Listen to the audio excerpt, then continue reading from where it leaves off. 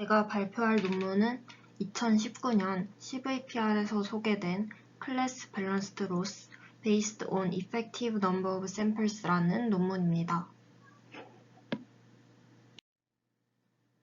목차는 다음과 같습니다.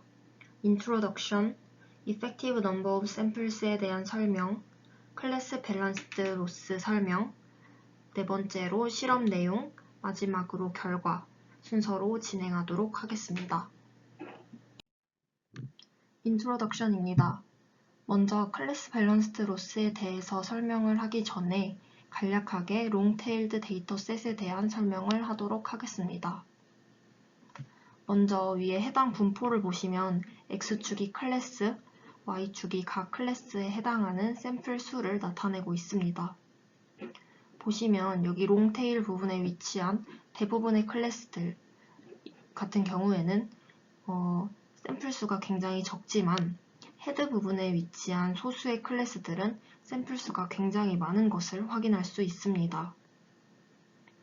이렇게 불균형한 분포의 데이터셋을 롱테일드 데이터셋이라고 합니다. 이러한 롱테일드 데이터셋으로 학습된 모델은 테스트 과정에서 샘플이 많은 이런 헤드에 속한 클래스에 오버피팅 되는 경향이 있습니다. 그래서 이러한 롱테일드 데이터를 다루기 위한 방법, 즉 클래스 불균형을 해결하기 위한 방법으로는 일반적으로 두 가지가 존재합니다. 첫 번째는 리샘플링 방법입니다. 여기에는 오버샘플링, 언더샘플링 두 가지가 있는데 오버샘플링이란 샘플 수가 적은 클래스의 샘플을 중복 사용하는 방법입니다. 아무래도 이 방법 같은 경우에는 오버피팅의 위험성이 존재하게 됩니다. 두 번째는 언더샘플링 방법으로 메이저 클래스, 즉 샘플 수가 많은 클래스의 샘플을 일부 제거하는 방법입니다. 이는 제거하게 되는 샘플 중에 중요한 데이터가 있었다면 이제 중요한 정보를 잃게 될 수 있다는 그런 단점이 존재하게 됩니다. 또 이 리샘플링 방법 말고 두 번째 방법으로는 리웨이팅이라는 방법이 있습니다. 이 리웨이팅이라는 방법은 이름에서 알 수 있다시피 이제 가중치를 활용하는 방법인데 샘플 수가 적은 클래스에 더 큰 가중치를 두어서 샘플 수가 많은 클래스에 오버피팅 되는 것을 방지하고자 하는 방법입니다. 대표적으로는 이제 이 가중치로 샘플 사이즈 비율의 인버스 값을 사용하는 경우가 있습니다.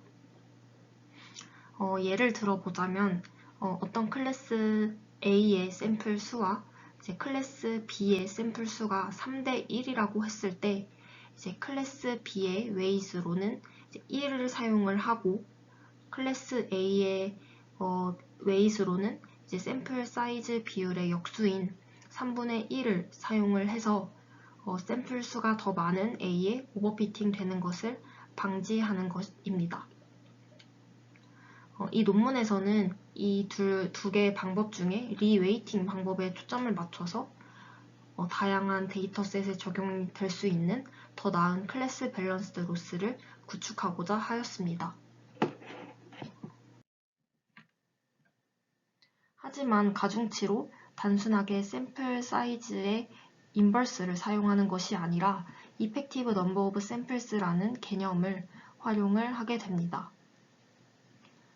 이 논문에서는 Information Overlap, 즉 정보의 중복이 있기 때문에 샘플의 수가 증가를 함에 따라서 모형이 데이터에서 추출할 수 있는 마지널 프로핏은 감소한다고 말하고 있습니다. 그러니까 데이터가 적은 클래스의 경우에 새로운 데이터가 들어올 때 새롭게 추가되는 정보가 많을 것입니다. 이제 각 데이터가 어떤 영역을 가지고 있다고 가정을 했을 때 이제 다른 데이터와 오버랩, 그러니까 중복될 확률이 적다는 것을 말합니다. 데이터가 많은 클래스 같은 경우에 이제 새로운 데이터가 들어왔을 때 이 새로운 데이터가 들어와도 이게 이제 이미 존재하고 있을 확률이 크기 때문에 새로운 정보를 거의 포함하고 있지 않다고 할 수 있습니다. 즉, 이 경우는 이제 정보가 오버랩될 확률이 크다고 할 수 있습니다. 이 논문에서는 이러한 정보의 중복, 데이터 정보의 중복을 고려해서 클래스 밸런스드 로스를 구축하였습니다. 이를 토대로 이 논문의 키워드는 이제 클래스 임밸런스 문제를 해결하기 위한 클래스 밸런스드 로스 구축, 그리고 이를 위한 Effective Number of Samples라는 개념 도입이라고 말을 할 수 있습니다.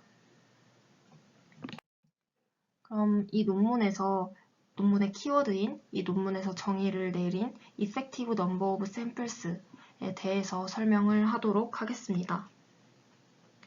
Effective Number of Samples란 라지 N개의 데이터가 있을 때 중복 샘플, 그러니까 정보가 겹치는 그런 샘플을 제외한 영향력 있는 샘플들의 개수를 의미합니다. 예를 들어서 1에서 10 사이의 숫자 중에서 5번 복원 추출을 진행하는 경우를 보겠습니다. 4, 7, 1, 3, 6이 추출될 경우에 샘플 사이즈는 5이고 이때 이펙티브 넘버는 이제 5가 됩니다.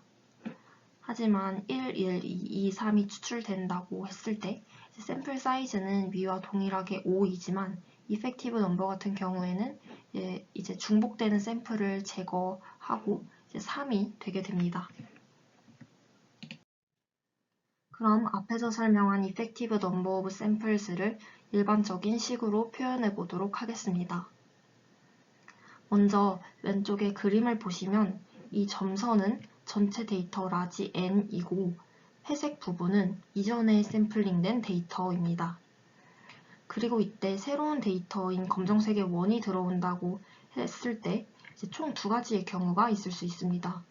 먼저 위에를 보시면 이 새롭게 들어오는 데이터가 이미 존재하는 경우, 이전의 데이터와 정보가 중복되는 경우이고, 이제 두 번째 경우는 이 새로운 데이터 검정색 원이 새로운 정보인 경우입니다. 데이터가 이미 존재할 확률, 그러니까 중복될 오버랩될 확률을 P라고 하면 새로운 정보일 확률은 1-P가 되게 됩니다. 이 개념을 통해서 이제 오른쪽에 식을 위에부터 이제 살펴보겠습니다. 그래서 이제 n개 샘플에 대한 이펙티브 넘버인 이 n은 다음과 같이 나타낼 수 있습니다. 그래서 2의 n-1은 n-1번째 이펙티브 넘버를 의미를 하게 되는데 중복이 된다면 이때 n번째 이펙티브 넘버는 새롭게 추가되는 정보가 없는 것이기 때문에 이전에 2의 n-1번째 이펙티브 넘버와 동일하게 됩니다. 그리고 중복될 확률인 P를 곱해주게 됩니다. 그리고 만약에 새로운 데이터라면 이전의 이펙티브 넘버, 그러니까 n-1번째 이펙티브 넘버에 이제 1을 추가해주게 되는 것이고 이때 확률인 1-P를 곱해서 다음과 같이 나타내게 됩니다. 그리고 P의 경우에 이제 왼쪽에 다시 그림을 보시면 라지 n분의 이전의 이펙티브 넘버인 2의 n-1로 표현을 할 수 있기 때문에 이를 기반으로 이제 2의 n에 관련된 식을 다음과 같이 정리를 할 수 있게 됩니다. 그리고 이제 세 번째 줄을 보시면 이제 베타라는 값이 새롭게 등장을 하게 되는데 이제 베타라는 값을 라지 n분의 라지 n-1이라고 정의를 해주게 됩니다. 그래서 이렇게 정의를 해주고 이제 2의 n-1은 베타를 활용해서 다음과 같이 가정을 한다고 합니다. 이 값들을 기반으로 다시 2의 n을 베타에 관련된 이런 식으로 정리를 할 수 있게 됩니다. 그리고 이 베타라는 값은 0에서 1 사이의 값을 가지게 되고 이 베타라는 값이 우리가 조절해주는 하이퍼 파라미터 값이 됩니다. 그리고 이 베타 값을 통해서 이 Effective Number of Samples를 제어하게 됩니다.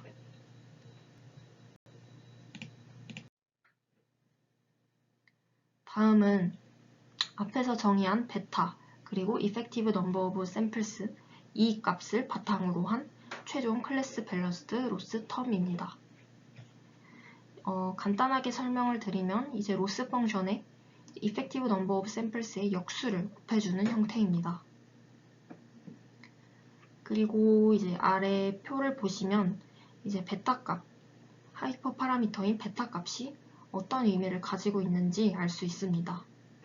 이제 베타 값을 0으로 둔다는 것은 이제 아예 가중치를 주지 않겠다라는 것을 의미를 하고, 베타를 거의 1에 가까운 값에 주게 되면 그 아까 리웨이팅 방법에서 설명한 이제 클래스 샘플 수의 역수를 가중치로 두게 되는 것과 이제 비슷해지게 됩니다. 그렇다면 우리가 일반적으로 사용하는 로스 펑션에 이 클래스 밸런스드 텀을 어떻게 사용하게 되는지 간단하게 설명드리도록 하겠습니다. 이 논문에서는 소프트맥스, 시그모이드, 포컬로스에 적용을 시켰습니다. 먼저 소프트맥스의 경우 기존 소프트맥스 식 앞에 이제 클래스 밸런스드 텀을 추가해 주게 됩니다. 그래서 위에 부분이 이제 결국 기존 소프트맥스 값이고, 이제 아래는 그 소프트맥스 값에 이제 클래스 밸런스드 텀을 추가해 준 그런 식을 나타내고 있습니다. 시그모이드 또한 동일하게 이제 기존 시그모이드 함수에 이제 클래스 밸런스드 텀만 추가해 주어서 이제 간단하게 사용을 하였습니다. 포컬로스의 경우는 이제 생소할 수 있는데, 이 로스 펑션 또한 클래스 임밸런스 해결을 위해서 만들어진 그런 로스이고, 이제 크로스 엔트로피 로스에 이 모듈레이팅 팩터를 추가해준 함수입니다. 그리고 이제 이 포컬 로스에 아까와 동일하게 클래스 밸런스드 텀을 추가해주는 것입니다. 근데 이제 이는 기존 포컬 로스의 알파 밸런스드 로스라고 해서 이 알파를 곱해주게 되는데, 이 알파 대신에 이제 이 논문에서 정의를 내린 클래스 밸런스드 텀을 추가해 주었습니다. 다음은 실험 내용입니다. 먼저 실험을 위한 데이터 셋으로는 다음 데이터 셋들을 사용하였습니다. 먼저 롱테일드 버전의 시발 데이터 셋, 그리고 이제 클래스가 10개인 데이터 셋과 클래스가 이제 100개인 데이터 셋을 사용하였습니다. 그리고 이제 iNaturalist, ImageNet 데이터 셋을 사용하였습니다.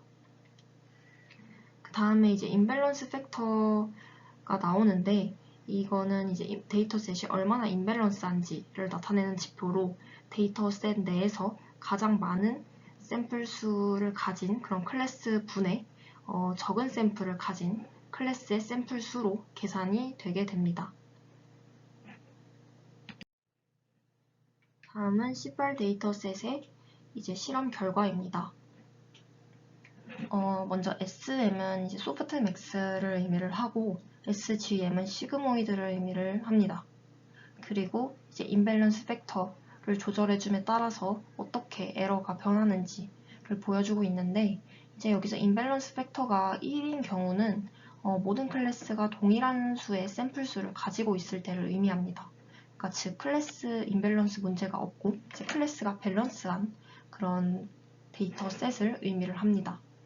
이제 각각 보시면 거의 대부분 클래스 밸런스드 텀을 추가해 줬을 때가 에러가 낮은 것을 확인할 수 있습니다. 다음으로는 베타 값에 따라서 에러가 어떻게 변화하는지를 보면, 1810 같은 경우에는 이제 베타 값을 0.9999로 해줬을 때 이제 가장 에러가 낮았고, 이제 100개 클래스를 가진 18 데이터셋의 경우에는 베타 값이 0.99일 때 에러가 가장 낮았습니다. 이제 다른 데이터셋의 실험 결과를 보면 포컬 로스에 클래스 밸런스드 텀을 추가해줬을 때 에러가 가장 낮았고, 이제 밑에 보시면 에폭 60 이후에 일반 소프트맥스보다 에러가 이제 낮아지기 시작하는 것을 확인할 수 있습니다. 마지막으로는 결론입니다.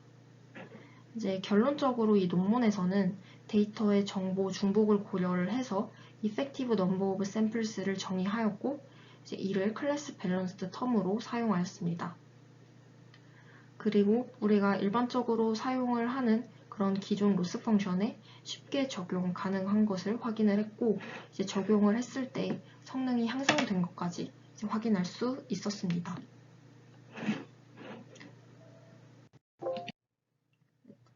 아래 내용은 참고한 레퍼런스 내용이고, 이제 제 발표는 여기서 마치겠습니다.